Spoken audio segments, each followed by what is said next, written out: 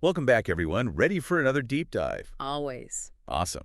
Today, we're heading back to ancient Egypt. Ooh, sounds We're interesting. going to unpack Exodus 11. Exodus 11. Okay. It's a pretty crucial chapter in the whole uh, Israelite journey to freedom. Right, right. Freedom from slavery in Egypt. Yeah, exactly. Nice. Imagine, being enslaved for generations, I mean, I can't even imagine. just longing for liberation. Yeah. That's where the Israelites are, and this chapter is kind of a turning point, I think. Turning point, how? Like, divine intervention goes into overdrive, gets really dramatic. Okay, I'm intrigued. Yeah, it really built on all that tension from the earlier stuff. Right, right. We've seen Pharaoh, repeatedly resist God's power. Oh, yeah.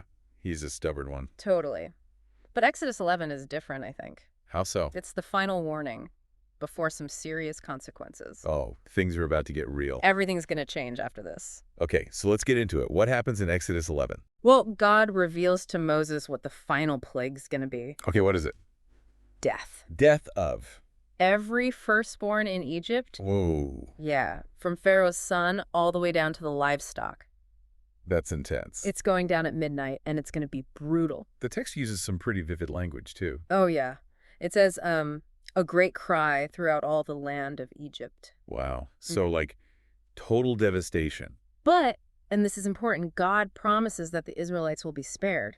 Oh, okay. So it's not random. No, not at all. This is a targeted action, Yeah. showing the clear distinction between the Israelites and the Egyptians. It's like a dividing line. Yeah, exactly. And it's not like Pharaoh wasn't warned either. Oh, right. He already had, what, plagues of frogs? Frogs, locusts, hail. All that crazy stuff. Yeah. And still he hardened his heart against freeing the Israelites. So stubborn. What's with that? That's a big point in all this, the hardening of Pharaoh's heart. Right, The text actually says that God hardened Pharaoh's heart, Huh. leading to this final showdown. That's a deep one, right? Free will versus divine intervention. Yeah. Theologians and philosophers are still debating that. Was Pharaoh really in control? Or was this all part of some big plan? Big questions. Makes you think. But no matter what, God's promising to protect the Israelites, right? Absolutely. In the middle of all that chaos and doom, God assures them they're safe. There's that image, isn't there? Not even a dog will bark at them. Right, symbolizing their protection. It really underscores this idea of divine sovereignty and protection. That God's with them no matter what. Yeah, and it's not just about freeing these people. It's about demonstrating a promise. A promise of. Protection and favor in return for their faith and obedience. And of course, this all leads into the Passover. Right, where they mark their doors with lamb's blood. So the angel of death passes over them. Exactly. Passover's huge, this iconic symbol of deliverance, protection. It resonates across generations. And it all comes from this one chapter. Exodus 11 is packed. You've got divine judgment, test of faith, establishment of a sacred ritual. Wow, it is like a mini version of the whole Exodus story. Right, this Yeah. epic confrontation between good and evil, human power and divine power. And in the end, justice and mercy win out. So much going on in this one chapter. Yeah. Before we connect this to modern life, what stands out to you most? For me, it's the weight of the consequences. Right. Pharaoh's actions, they have real repercussions for a whole nation. Yeah, that's something that's still relevant today. Big time. People making choices that affect others. Ignoring warnings, facing consequences. It's all still happening. Okay, so are we ready to bridge the gap? Let's do it. Ancient wisdom meets the modern world. Let's see how Exodus 11 still speaks to us today. So let's pick up with that idea of consequences. Yeah. It's all over Exodus 11. Pharaoh just wouldn't budge, huh? Yeah, his refusal, just a flat-out refusal to even acknowledge those warnings and free those people led to that final plague. Like ignoring a giant stop sign or I don't know, like flashing red light, Exactly. You can only push it so far, right? And then, boom, consequences. Just like for Pharaoh, they were unavoidable. And we see that same kind of thing playing out today, don't we? In all different ways. Oh, absolutely. Think about businesses that ignore ethical practices. Just to make a quick buck. Right. Then they end up in huge scandals. Or when people ignore health warnings. And then pay the price later. Exactly. It makes you think, right? We all face those moments, kind of like those Pharaoh moments, you know? Good way to put it. Like we have to choose between doing what's right, even when it's hard, or facing the consequences later. Yeah. What would letting the Israelites go even look like today? I mean, in our modern world. I guess, like standing up for social justice, even when it's hard. Yeah, or making sacrifices for the greater good. Maybe sometimes it's even smaller things. Like owning up to a mistake. Right, making things right even when it's tough. It's about recognizing where we can make things better, right? Stepping up. Not being like Pharaoh, clinging to that old way of thinking. Yeah, exactly.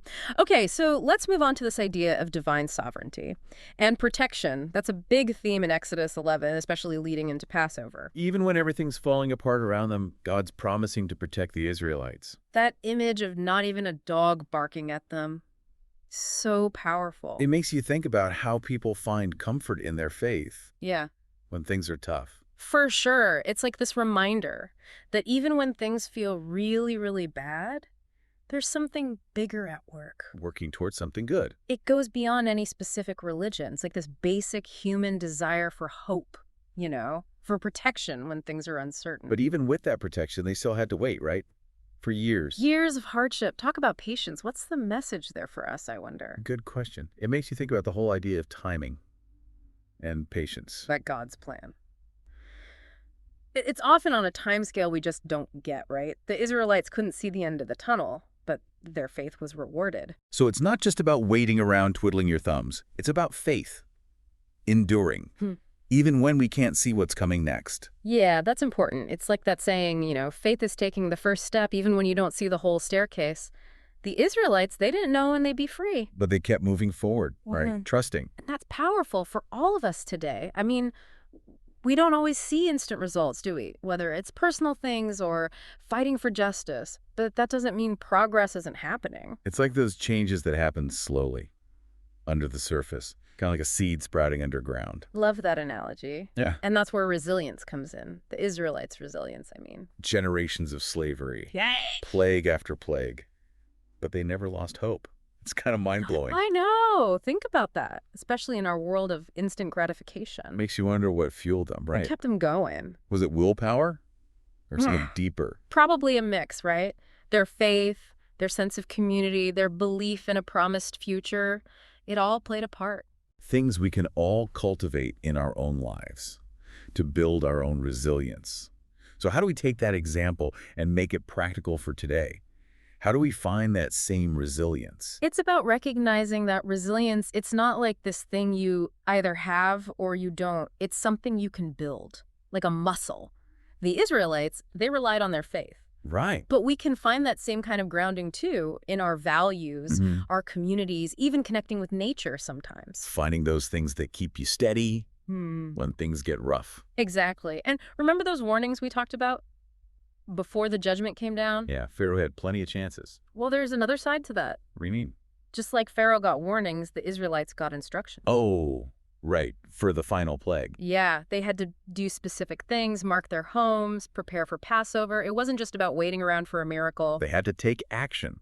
Be prepared. Exactly, play their part. And that's important for us today, too. I mean, we might not have literal plagues to deal with, but we all have challenges, things that need us to step up, be proactive. It's like we get flu shots so we don't get sick. Right. We wear seatbelts to stay safe, diversify our investments so we don't lose everything. We're always trying to avoid those bad consequences. Right, recognizing the warning signs and taking action. So it's about being aware, those Pharaoh warnings, in our own lives. Exactly, listening to that little voice of caution, paying attention when people we trust try to warn us about something. Noticing those patterns that might mean trouble's coming. Sometimes the bravest thing you can do is just admit something needs to change and then actually take that first step. Make a move. So much to think about. As we finish up this deep dive into Exodus 11, is there one thing you want our listeners to really take away from all this? I think it's this. Even when you're facing something that seems impossible, there's always hope. The Israelites, they were oppressed for centuries, I can't even imagine. but they never gave up on that dream of freedom. And their story, even though it's ancient, it still speaks to us today. It does. It reminds us that resilience, faith, and fighting for what's right, those things can win out, even when things are really dark. Powerful stuff. Mhm. I want to leave our listeners with one last thought. Imagine being one of those Israelites. Midnight's approaching. You're with your family. everything in Egypt's about to change? I can't even imagine. Could you hold on to hope? Whoopee! When it seems like everything's falling apart around you, it's a question that really makes you think about our own anxieties, doesn't it? The things we worry about. It does. It brings it all home. And that's the beauty of these ancient stories. They show us ourselves, offer some guidance maybe, inspiration for our own journeys. Couldn't have said it better myself. Well, thank you so much for walking us through this deep dive. It's been amazing. And to our listeners, we hope exploring Exodus 11 with us has sparked some new ideas. Maybe encouraged you to find your own strength, your own resilience when life throws you a curveball. Join us next time as we continue to uncover the wisdom in these ancient texts.